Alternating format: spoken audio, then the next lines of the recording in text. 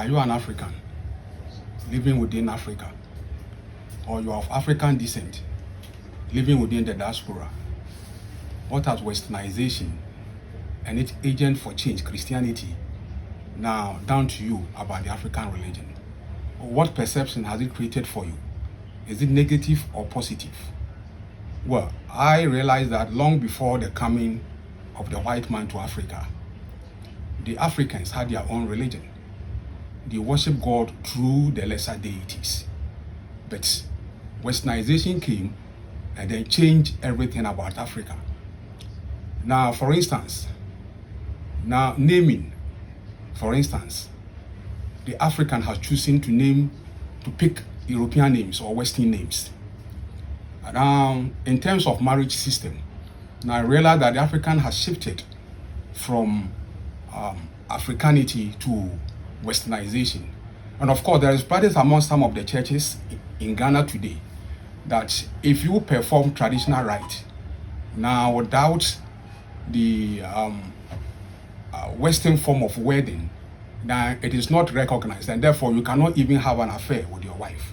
So you realize that now westernization has actually put a whole lot of negativity on African religion and culture. And so now most Africans, now when faced with challenges, now in terms of spiritual challenges, now really prefer to solve their problems through Christianity instead of actually adjusting to African religion. And so this video and subsequent videos now will take you through some of the challenges that I face as an African, and of course, and how I was able to solve them. And in fact, one concept which I see it as a global scam is that now westernization and Christianity is telling us that if you are not part of their worship, their system of worship, now what is happening is that now you will go to hell. And if you follow them, you go to heaven. But the issue I'm asking is whether these concepts are true concepts, whether heaven and hell are real. And then they are also claiming that they introduced God to Africa. Now this video will actually introduce you to the fact that now God was already known in Africa long before the coming of westernization and Christianity. And then, of course, what you have to know is that now as Christianity gained root in Africa, the African lost contact with his past, yielding to Western cultural imperialist indoctrination. Now, Western cultural propaganda has so much infiltrated on the African soil that you realize that in terms of naming, marriage, and everything is actually followed on the Western pattern. And so, westernization and Christianity has really changed the African culture. And of course, personally, I went through some challenges, and the first challenge was actually mostly having sex in a dream. Now, I never thought this was a real spiritual attack, and I ignored it because I had Western orientation and I believe in Christianity, Western orientation, and so I ignored all these things. And then there was an issue of spirit pressing you down in your sleep. I visited a lot of pastors to have a spiritual solution. Now nothing positive was coming out of it. So now one night I had a dream, and in the dream my dead father was actually instructing me to see a river goddess.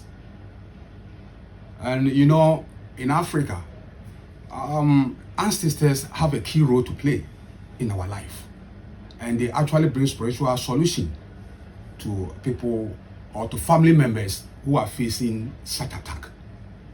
Honestly speaking, I followed the instructions of my father, and I really want you to follow me in this video and subsequent ones to know the kind of wonderful things that the river goddess did to actually free me from all these attacks. Because you may be facing the same challenges. We are all humans, and therefore you may be facing the same challenges of spiritual attack. You may be eating in dreams, you may be having sex in dreams, you may be having a spirit pressing you in the night. I really don't know the English name for it, but in Twi we call it amuntum. You understand? And so you may be facing such challenges, and really you may take it as an ordinary thing, but I can assure you that now such incidents have a strong negative impact on your life. And I have faced it, I've had an experience, and therefore I'm talking about it. Now, but before I really narrate my experience with the river goddess, now the first thing I want to do is to really introduce the African religious philosophy.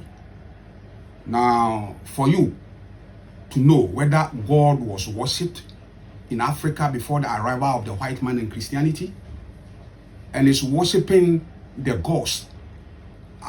Are the gods an agent of Satan as Christianity is portraying?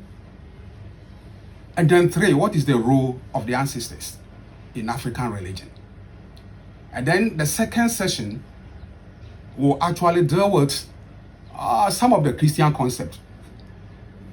The origin of Satan.